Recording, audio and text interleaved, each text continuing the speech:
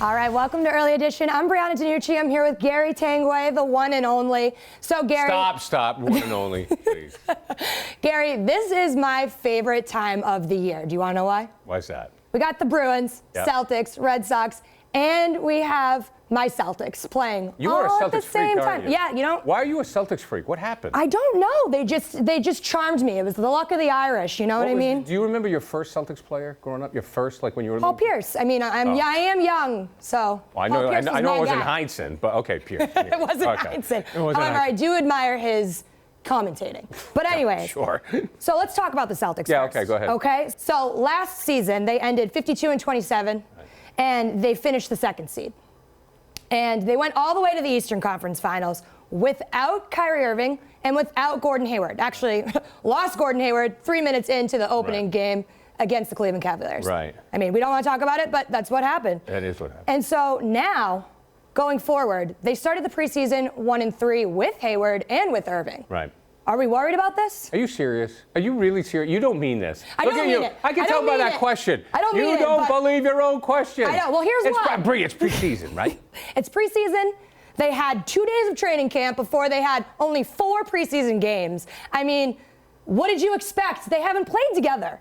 They're barely even, half of them weren't even cleared to play on 5-on-5s. So it's like, duh, they're lucky they got 1 win. But you know what I saw? What? I saw some patterns that I didn't like because they had a 20-point lead in Charlotte, blew it, lost. Why? Is it because you took out the starters and then you played the bench players? But no, because the entire team last year was bench players. So, I don't know. Are you rusty? Did you have a drinking off season? Like, what are you doing? How are you not staying in shape? And how are you not closing out 20-point lead games? That's my thing. That's a good point. I mean, why am I here? Just got it down. What do you got next? So, with all that, LeBron, can't with him, goes to the West. What's your beef with LeBron? Listen, LeBron, the king, I can't deal with it because, listen, if you were really the king, you would stay in the East. You would face the Golden State Warriors for, what, a 3rd time in a row, lose a 3rd time in a row, cry about it. But here's the thing. You go to the West, and you think, oh, I'm going to take on the Lakers. It's going to be my team. I'm going to rebuild it. The Warriors one-upped you, and you thought that it couldn't get any better. The super team got even more super and added Boogie Cousins. Are you kidding me? But he wants to make movies. He wants to make movies. LeBron wants he to make wants to movies. make what's Space Jam 2. He wants to be Michael Jordan so bad it's ridiculous. Do you know how good Space Jam 1 was? Yes, I do. Oh, I do. And you can't remake that. And you're not Michael Jordan. I'm sorry. I'm over it. But here's the Bree thing. says you cannot recreate the magic of Space Jam. No, you can't. Can't do it. Can't The do it. balcony is closed. Can't do it. And Okay. Monstars is the Warriors. So they don't even need monsters. They can just have the Warriors be that team. But anyways. Okay. So who's the biggest competition now in the East? That's my question to you. Oh, themselves. Right. Right? Because they're going to beat themselves. That's Right. the only way they're losing is if they beat themselves. No, Right. 100% agree. But they have to have some competition. So are you picking Raptors or are you picking Sixers? Those are my 2. I mean, I'll go with Raptors because they made the deal with San Antonio. I think the Sixers still have some maturity problems. So I would go with Raptors because in the NBA, one player can make all the difference in the world. Well, So I'd say honestly, when I was watching preseason, it looked like Kawhi was the entire team. So there's that. But it's actually pretty funny because Kawhi had a stink about it and didn't really want to be with them. So now all of a sudden he's like, all right, I'm going to be here for how many games? 82 games. I guess I should play. Sure. Maybe I'll play now. Okay. And so that leads me to our All-Star, well, one of our All-Stars, Irving. Right. Verbally committing at an open practice for season ticket holders. Every rah-rah, feeling it. I love that, but it was so, impromptu, and I'm just wondering what made him do that now? And was it smart? Because, listen, it is a business, and if you want to get that paycheck with a lot of zeros in it, you want to hold out and just kind of be like, I know my worth. So I'm kind of wondering why he kind of reassured the Celtics fans so early in the season. I think that there's a verbal commitment, anyways, from the Celtics. I think that they've said, look, we're gonna give you the max.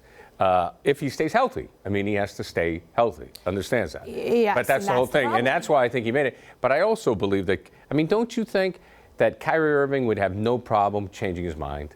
Yes, because he wanted Jimmy Butler. Well, there's so many different rumors, but there was the Jimmy Butler going to the Knicks, hanging out with Porzingis, but talk about Jimmy Butler. Oh my God, train wreck. I don't even know what's going on with him or that whole organization. But you can't win without me. That's all right. Sure. All right. Well, you're a no-name, meaningless team. You're not even going to make playoffs. So whatever, Jimmy. But my thing is, does he do that? Is that enticing enough to go play with Jimmy Butler in New York, which is closer to his home, but like Boston, New York, what's the difference? Yeah, I mean, you live in New Jersey. I don't believe it. I mean, he could take a private helicopter and live in New York. 100%. I don't buy it. I think he's going to stay here. I hope he does. I mean, if he's healthy, I think he's going to stay here. I hope he does. I hope he does. But let's talk about the Red Sox. Sure. Because I am so impressed with this team, and honestly, Alex Cora, are you kidding me? A rookie manager getting 108 wins. The last time they got over 100 wins was in 1946. I'm sure none of our viewers will remember that. But it's like exceeded expectations. Absolutely. No one thought he would even scratch that surface. Right. So that's pretty unbelievable. But when I was listening to post games of pitchers talking, and even some players, didn't need to be just pitchers, but they were praising Alex Cora, and they were saying that he's not so far removed from the player aspect. And he was saying that they were saying that he's so relatable, and he's so real, and he's upfront, and he just has really good communication with them. And it is because he was a former Red Sox. He knows this ball club. It's not like a foreign language to him. He knows it. And it's so great that he was able to connect with his players and get 108 wins. Like, that's historic. Well, I think that you're right. I think it's all about his persona. Because let's face it, it's baseball. You know, managers, how many games do they win? How many games do they lose? And if they do lose a game because they bring in the wrong pitcher, it gets magnified. It all comes down to keeping the clubhouse happy. And content and keeping the chemistry. And he's done a great job. Well, speaking of pitching. Yes. Or lack thereof. That's what I'm worried about. And it's crazy that they did get 108 wins with all of the pitching problems. And I'm going to call it pitching problems. Are you bitching about the pitching? I am. We're having some serious pitch problems. Yes. So my thing is this. You had Sale, who was, not healthy. And then you had Price, who was not healthy. And mentally healthy. Didn't want to give up Fortnite and wanted to have carpal tunnel and whatever. And it's like, there's no relief help. No relief help. And if it is, it's not consistent. So you can't really trust them. So that's why genius Alex Cora that he is, he's having starters be relievers because the relievers can't relieve the games. And that's insane, but it's smart. It's smart. And he's pulling all the right strings. He's making all the right moves. But it's kind of like one of those things where it's like last resort a little bit. Oh, it's desperation. Desperation. Of course. Because they wanted to have Stephen Wright on the roster for the post game. And he had to get an MRI, so he was out. And so because of that, he had to take Heath Hembree, who in his last two starts, or whatever, relief appearances, he gave up a grand slam and then gave up a home run. So wasn't doing it. But last resort, you had to take him because you needed 11 pitchers in the post. Aren't you surprised how healthy Sale is? I am so happy about Sale. So surprised. But you know what? That just goes to the pitching staff, to the training staff, how healthy he was able to get back. Or was he even hurt? Scandal? That's what do you think? I don't know. Tell me, was there a scandal? Do you think he was hurt? Or they lied? Or you think he just wanted to come in and like fly in and save everybody in the post? Or just I think that they were worried about wearing him out and they were saving him. Saving him. Yeah. You know what? Maybe. But he's been saying he'll pitch 150 pitches if that's what it takes. And you know what? We're probably going to need it. But the thing is, that's kind of shocking to me is that Cora is starting Price for game 2 over Evaldi. I don't understand that. Because Evaldi pitched 7 innings, had 5 hits, only 1 earned run, and he struck out 5. Want to hear what Price's last appearance was against the Yankees? Yeah, not really. Yeah, no one does. You're going to tell me anyway. It was insignificant, and it was literally like you blinked and you missed him. He had 1.2 innings pitched, so not even nothing.